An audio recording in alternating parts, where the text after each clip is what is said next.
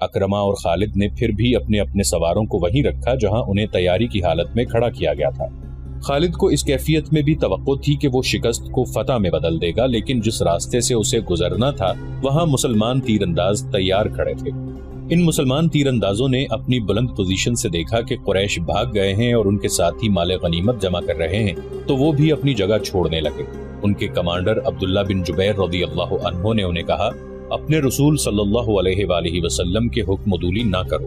آپ صلی اللہ علیہ وآلہ وسلم کا حکم ہے کہ آپ کی اجازت کے بغیر یہاں سے کوئی نہ ہٹے۔ تیر انداز شور مچاتے ہوئے پہاڑی سے اترنے لگے، کہنے لگے کہ جنگ ختم ہو گئی ہے، مال غنیمت، فتح ہماری ہے۔ عبداللہ بن جبیر رضی اللہ عنہ کے ساتھ صرف 9 تیر انداز رہ گئے تھے۔ خالد نے یہ منظر دیکھا تو اسے لگا جیسے خواب دیکھ رہا ہو، وہ یہی چاہتا تھا۔ وہ تیر اندازوں کو دیکھتا رہا۔ جب وہ قریش کے کیمپ میں پہنچ گئے تو اس نے پہاڑی عینین پر حملہ کر دیا جہاں پر عبداللہ بن جبیر رضی اللہ عنہ اور ان کے 9 تیر انداز رہ گئے تھے۔ خالد انہیں نظر انداز بھی کر سکتا تھا، لیکن ان سے وہ انتقام لینا چاہتا تھا۔ اس کے گھڑ سوار پہاڑی پر چڑھتے جا رہے تھے، اوپر سے تیر انداز تیزی سے تیر برسا رہے تھے۔ اکرما نے خالد کو عینین پر حملہ کرتے دیکھا تو وہ بھی اپنے سوار دستے کو وہاں لے گیا اور اس کے گھوڑے ہر طرف سے اوپر چڑھنے لگے۔ سواروں کے پاس بھی تیر کمانیں تھیں، وہ اوپر کو تیر چلا رہے تھے، لیکن اتنے گھڑ سواروں کو روکنا اوپر والوں کے لیے ممکن نہ تھا۔ سوار اوپر چلے گئے، تیر انداز دست بدست لڑائی بھی لڑے اور سب زخمی ہو کر گرے۔ خالد نے زخمیوں کو پہاڑی سے نیچے پھینک دیا۔ عبداللہ بن جبیر رضی اللہ عنہ بھی شہید ہو گئے۔ وہاں سے خالد اور اکرما نے اپنے گھڑ سواروں کو اتارا اور اس مقام پر آ گئے جہاں سے مسلمانوں نے لڑائی کی ابتدا کی تھی۔ خالد کے حکم پر دونوں نے مل کر مسلمانوں پر حملہ کر دیا۔ مسلمان لڑنے کی حالت میں نہیں تھے، لیکن رسول کریم صلی اللہ علیہ وآلہ وسلم نے مجاہدین کی کچھ تعداد کو اپنے ساتھ رکھا ہوا تھا۔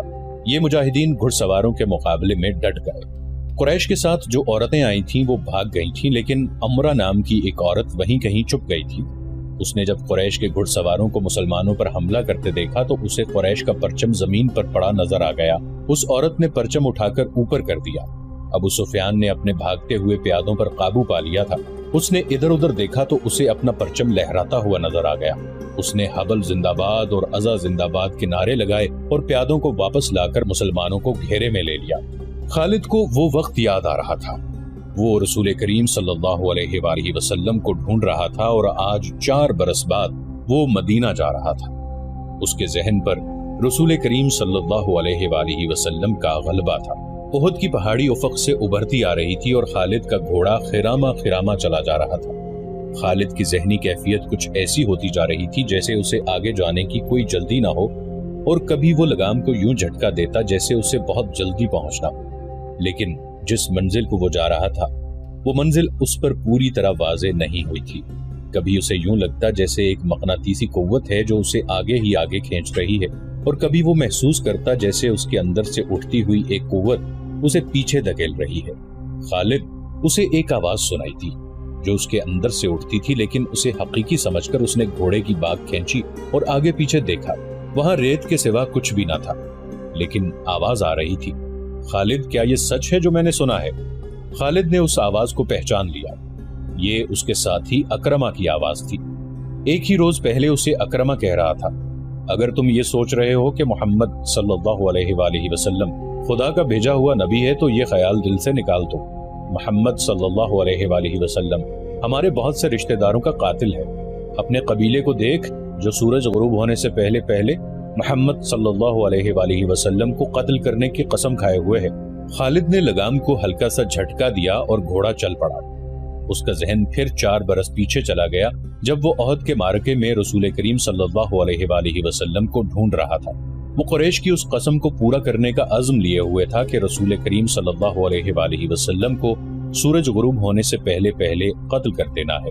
نعوذ باللہ۔ اسے یاد آ رہا تھا کہ مسلمانوں کے تیر اندازوں نے جب عینین کی پہاڑی چھوڑ دی تھی تو اس نے اس پہاڑی پر حملہ کر کے عبداللہ بن جبیر رضی اللہ عنہ اور ان کے 9 تیر اندازوں کو جو رسول اللہ صلی اللہ علیہ وآلہ وسلم کے حکم کی پیروی کرتے ہوئے وہاں رہ گئے تھے ختم کیا تھا۔ مسلمانوں کے ہاتھوں سے بھاگے ہوئے قریش پھر واپس آ گئے تھے اور انہوں نے اپنے آپ کو منظم کر لیا تھا۔ مسلمان یہ معرکہ ہار چکے تھے اور یہ اپنے رسول صلی اللہ علیہ وآلہ وسلم کی حکم عدولی کا نتیجہ تھا۔ خالد اور ابو جہل کا بیٹا اکرما فن حرب و ضرب کے ماہر تھے۔ ان کے لیے ایک ایک مسلمان کو قتل کرنا اب مشکل نہیں رہا تھا۔ خالد دیکھ رہا تھا کہ مسلمان دو حصوں میں بٹ گئے تھے۔ بڑا حصہ الگ تھا جو اپنے کمانڈر رسول کریم صلی اللہ علیہ وآلہ وسلم سے کٹ گیا تھا۔ چند ایک تیر انداز رسول اللہ صلی اللہ علیہ وآلہ وسلم کے ساتھ تھے۔ یہ وہ صحابہ کرام تھے جو قریش کے حملے کی وجہ سے افراتفری کا شکار نہیں ہوئے تھے۔ ان کی تعداد 30 تھی۔ ان میں ابو دجانہ رضی اللہ عنہ، سعد بن ابی وقاص رضی اللہ عنہ، حضرت علی رضی اللہ عنہ، حضرت عبد الرحمن بن عوف رضی اللہ عنہ، حضرت ابو بکر صدیق رضی اللہ عنہ، حضرت ابو عبیدہ رضی اللہ عنہ، طلحہ بن عبداللہ رضی اللہ عنہ، مصعب بن عمیر رضی اللہ عنہ خاص طور پر قابل ذکر ہیں۔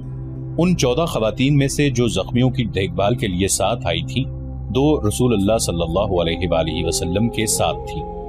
ایک ام عمارہ رضی اللہ عنہ تھی اور دوسری ام ایمن رضی اللہ عنہ نام کی ایک حبشی خاتون تھی۔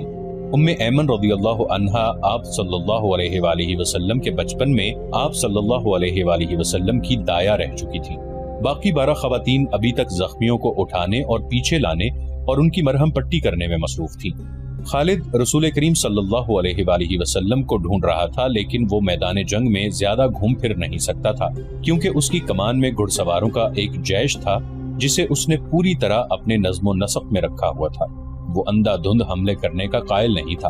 اس کا اصول تھا کہ دشمن کی ایسی رگ پر ضرب لگاؤ کہ دوسری ضرب سے پہلے وہ گھٹنے ٹیکتے۔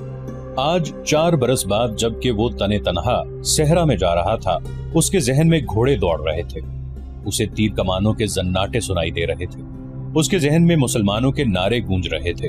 اس کا خیال تھا کہ مسلمان یہ ظاہر کرنے کے لیے نعرے لگا رہے ہیں کہ انہیں موت کا کوئی ڈر نہیں۔ طنز اور نفرت سے اب بھی اس کے ہونٹوں پر مسکراہٹ